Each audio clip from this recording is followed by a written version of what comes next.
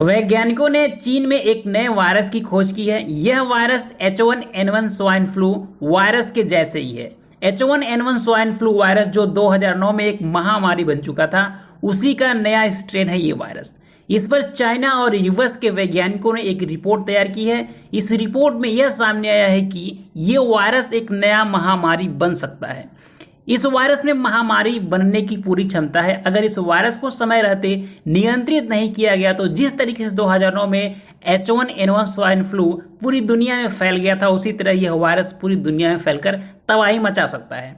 इस नए strain virus को G4EA-H1N1 नाम दिया गया है। सामान्य भाषा में इसे G4 वायरस कहते हैं। तो आइए जानते हैं कि यह वायरस आया कहां से और यह इंसानों के लिए कितना खतरनाक हो सकता है।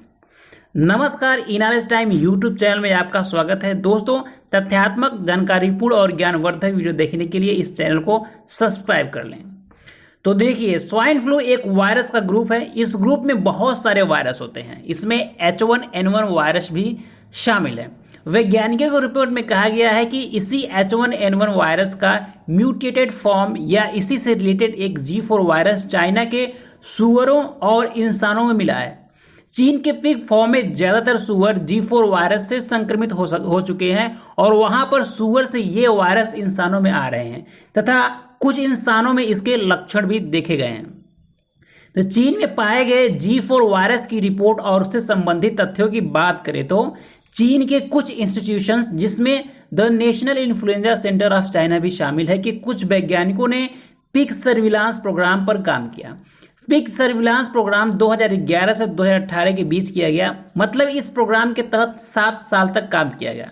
इसमें चीन के 10 अलग अलग प्रोविंस से 30,000 से अधिक सुअरों का नस्ल स्वैब सैंपल लिया गया। इस सर्विलांस प्रोग्राम के दौरान कुल 179 स्वाइन इन्फ्लुएंस वायरस को आइडेंटिफाइड किया गया, जिसमें से एक G4 वायरस भी था। G4 वायरस 2016 से ही सुअरों में बहुत तेजी से फैल रहा है। इसमें से ज्यादातर वायरस इंसानों में नहीं फैलते, लेकिन एक टेस्ट की रिपोर्ट में पाया गया कि G4 वायरस जूनोटिक इन्फेक्शन फैलाने में सक्षम है। मतलब यह वायरस जानवरों से इंसानों में फैल रहा है तथा कुछ इंसानों में इसके लक्षण भी देखे गए हैं, जैसे खांसी आना, बुखार होना, शरीर दर्द आदि। लेकिन अभी तक इस बात की पुष्टि नहीं हो पाई है कि यह वायरस इंसानों से इंसानों में फैल रहा है कि नहीं। G4 वायरस मानव कोशिकाओं में जाकर अपने आप को रिप्लिकेट कर सकता है, मतलब अपने आप को कॉपी कर सकता है। और टेस्ट के रिजल्ट में यह भी सामने आया है कि मानव शरीर के अंदर सीजनल फ्लू से लड़ने के लिए जो इम्यूनिटी डेवलप हुआ है, वो G4 वायरस से लड़ने में सक्षम नहीं है। वो इम्यूनिटी पावर हमें इस वायरस से नहीं बचा सकते। यह रिपोर्ट आने के बाद G4 वायरस पर चाइना की सरकार ने ऑफिशियली यह कहा है कि हम पूरी कोशिश करेंगे कि इस वायरस का आउटब्रेक ना हो। लेकिन चाइना इस बात को लेकर जरूर चिंतित होगा, क्योंकि चाइना में पीक फॉर्म है। उन पीक फॉर्म में काम करने वाले कामगार हैं। उन कामगारों में से लगभग 10% लोग इस वायरस के चपेट में आ चुके हैं। मतलब लाखों लोगों को यह बीमारी हो चुका है। दुनिया भर के वैज्ञानिक और हेल्थ एक्सपर्ट इसे लेकर इतना चिंतित क्यों है? क्योंकि मालूम है कि 2009 में क्या हुआ था। 2009 में swine flu influenza virus H1N1 पूरी दुनिया में फैल गया था और एक महामारी का रूप ले लिया था। दुनिया भर की लगभग 11 से लेकर 21% आबादी इससे संक्रमित हो गई थी, जिसमें लगभग 4 से 5 लाख लोगों की मौत हो गई थी।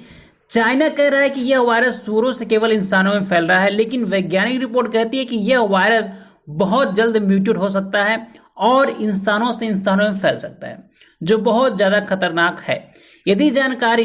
यदि यह जानकारी चाइना फिर से छुपाता है तो दुनिया के सामने कोविड-19 के बाद एक और महामारी का खतरा खड़ा हो सकता है।